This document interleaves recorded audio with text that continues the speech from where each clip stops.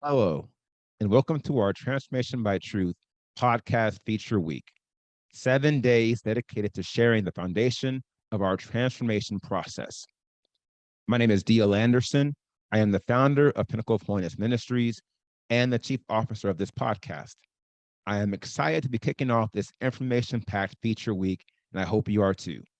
Let's get started. Now, the goal of these leading 7 days is to introduce our podcast, the ministry behind our podcast, and the transformation process our podcast is dedicated to revealing. In doing so, the Spirit will draw the men and women who have been called to join our organization, and they'll be moving forward with us in our quest for holiness, perfection, and everlasting life in 2022. In this order, our organization is like a puzzle in that it's currently made up of tens of pieces that fit perfectly together. And we have been commanded by the Father to grow it with hundreds of complementary pieces in order to form an even greater spiritual union than what we have been blessed to establish thus far. For this cause, we've been led by the Spirit to provide 7 days of foundational information about our podcast, our ministries, and our organization as we mass market our podcast in our website across as many channels as possible to ensure everyone who's been called to receive the truth through our ministry will find us. And you will find us if you have been called, for it is the will of Him who has called us. That being said, I want to formally welcome you to Pinnacle of Holiness Ministries. Here again, we are the organization behind this podcast and a select group of men and women the Father has entrusted to share the most transformational truth the world has ever known. A truth we discovered by following the legendary way of holiness. Isaiah 35:8 reveals, and the highway shall be there, and it shall be called the way of holiness. In line with this scripture, our ministry has been spiritually licensed to lead men and women along the way of holiness into everlasting life. So, regardless of your religious persuasions or the church you're in or the church you came out of, if everlasting life is on your spiritual radar, I call upon you to listen to every minute of every day of this feature week. For I'm going to show you the truth concerning all the requirements on walking the path that leads into everlasting life. After which, you'll be forced to make a choice. Do you continue the path you're currently on, although you know it's a dead end, or will you rise to the challenge and become worthy of the prize you claim to seek? The choice will be yours, of course. My role is simply to tell you the truth, the whole truth, and nothing but the truth, because this is one choice you need to get right, for it will have eternal life or death consequences. For that reason, I ask you once again, stay with me and find the time to listen to every podcast and be led by the Set-Apart Spirit of Elohim in all that you do. Now, without further ado, I want to commence our feature presentation, an intro to Pinnacle of Holiness Ministries and our Transformation by Truth podcast, day one. Now, the title of today's podcast is Who We Are, Our Organization. Now, here are the objectives of today's podcast: a spirit-led organization, our mission, our tools, our teaching, our training, and our target audience. Let's discuss what it means to be a spirit-led organization. A spirit-led organization is a group of men and women who are all being led by the set-apart spirit of Elohim and dedicated to manifesting his will in the earth. Now, it's important that every member of a spirit-led organization is being led by the Spirit, because every spiritual organization is equivalent to a living organism. Each member is connected and dependent upon each other. Here's a question: what happens to an organism if any of its members are regressive, unhealthy, or debilitated in any way. The organism will be hindered due to the weakened state of the regressive members, and in the worst cases, it will die. Now, many assemblies are spiritually dead or dying because some fraction, large or small, is not being led by the Spirit. Therefore, the assembly is thoroughly unable to manifest the Father's will. Here lies the problem. Manifesting the Father's will is not only required for us to thrive spiritually, it's also required for us to survive. And this is especially true in spiritual warfare. Now, 1 Peter 5:8 is revealing, be sober, watch, because your adversary, the devil, walks about like a roaring lion, seeking someone to devour. Now, to paraphrase, our enemy spends his time looking for someone who is not being led by the Spirit, and then he works to infect them with as many spiritual diseases as possible with the intent of building a stronghold. Now, a stronghold is an internal fortress from which the enemy executes counter operations to thwart the rule of the Spirit in one's life and to reinforce the weaknesses which allow them to establish and fortify their insidious presence, infecting this one with as many spiritual diseases as possible until they are fully compromised. Now, everyone who is not being led by the Spirit will eventually incur a stronghold, which is devastating for churches because spiritual diseases are infectious. They spread quickly, and they will continue to spread until they infect everyone in the assembly, compromising the entire work. This speaks to the great danger of being in an assembly where at least one person is not being led by the Spirit. For in the sure course of time, that assembly will be destroyed if they are unwilling or unable to deal with the stronghold before it spreads. Here's the verdict. To be a Spirit-led organization, everyone in the organization must be led by the Spirit. This is confirmed by each member progressively mastering the Father's will and routinely overcoming the works of darkness. Moving on, every member of a Spirit-led organization must manifest the Father's will in every area of their lives for two primary reasons. A, we are his witnesses, and B, it is the most critical requirement on spiritual growth. Now, the witness factor speaks for itself. For how can one be a witness to an event they have never experienced and a power they do not possess? Likewise, it is impossible to experience spiritual growth if you neither understand nor appreciate the Father's will. For his will is the script which initiates, facilitates, and substantiates every authentic model of spiritual growth. Now, here's a question. What does the manifestation of the Father's will look like? The answer, Yahushua Messiah, the only brought forth Son of Elohim, the perfect man and our example.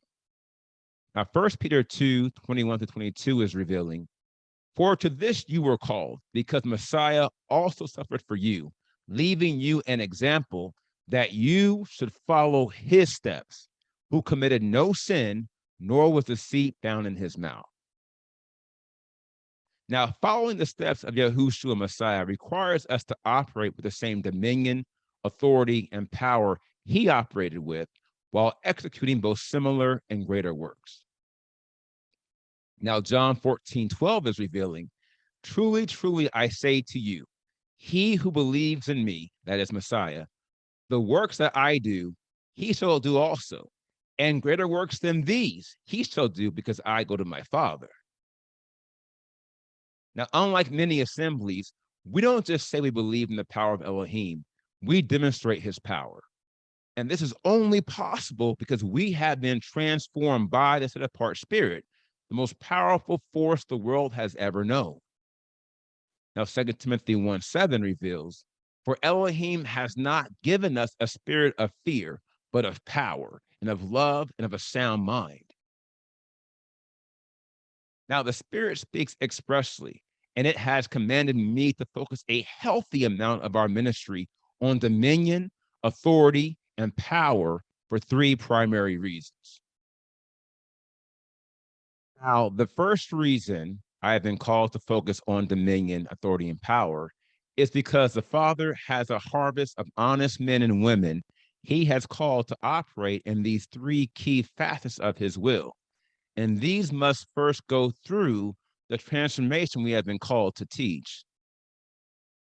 Now, in a religious world tainted by imposters and false believers, the most effective way to determine who is being transformed by the Spirit is by their ability to operate with dominion, authority, and power.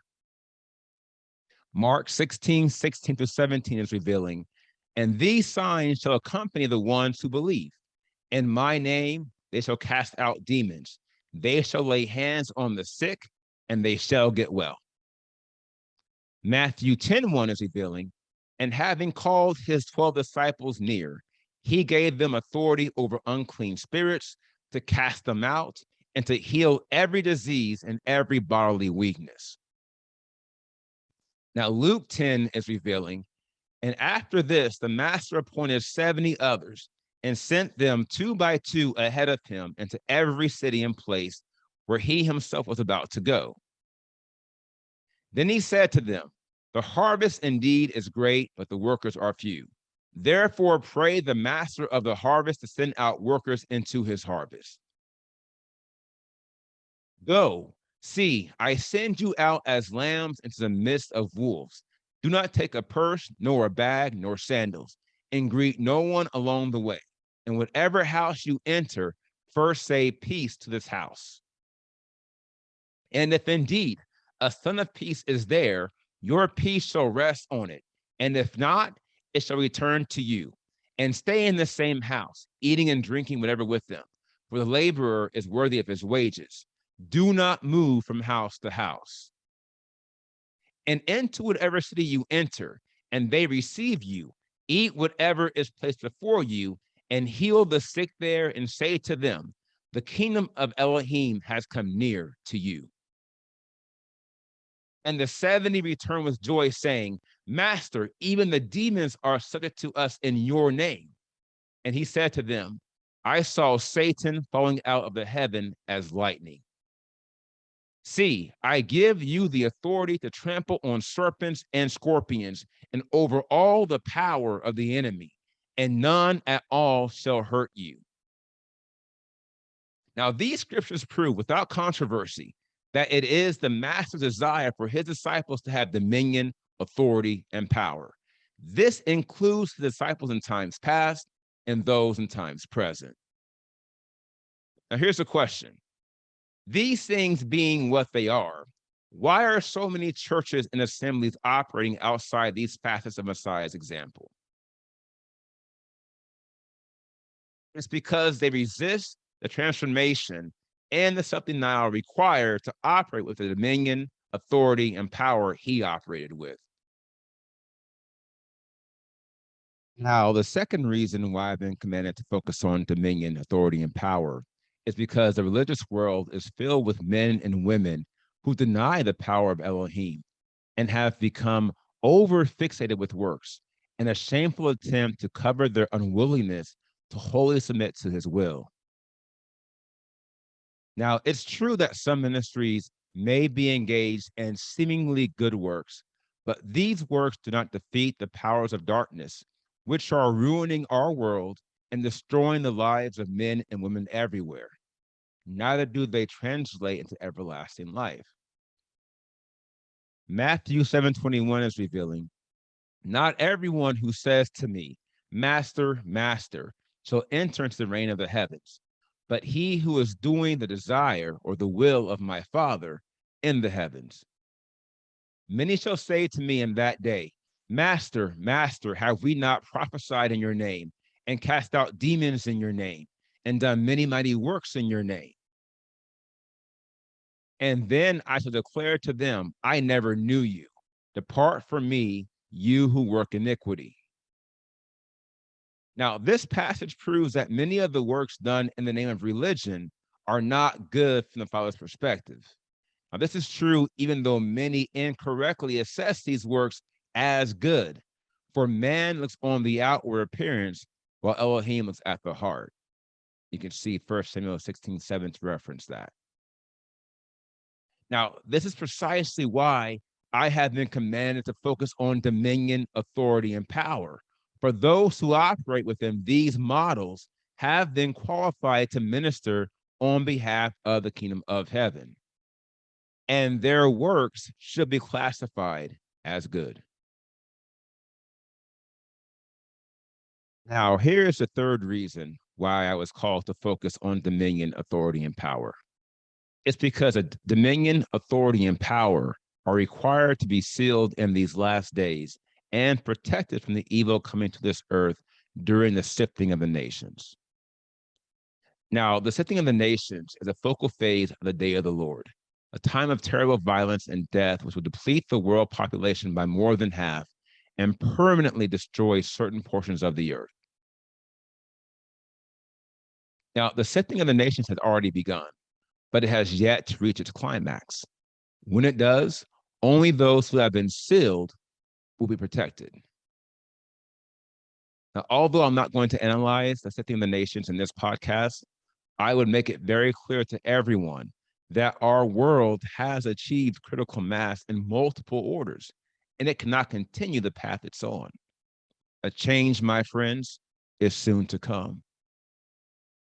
Now, this truth puts a premium on manifesting the Father's will. For if we fail to do so, we will not be sealed. And if we are not sealed, we will not inherit everlasting life. And we cannot be sealed if we do not have dominion over sin.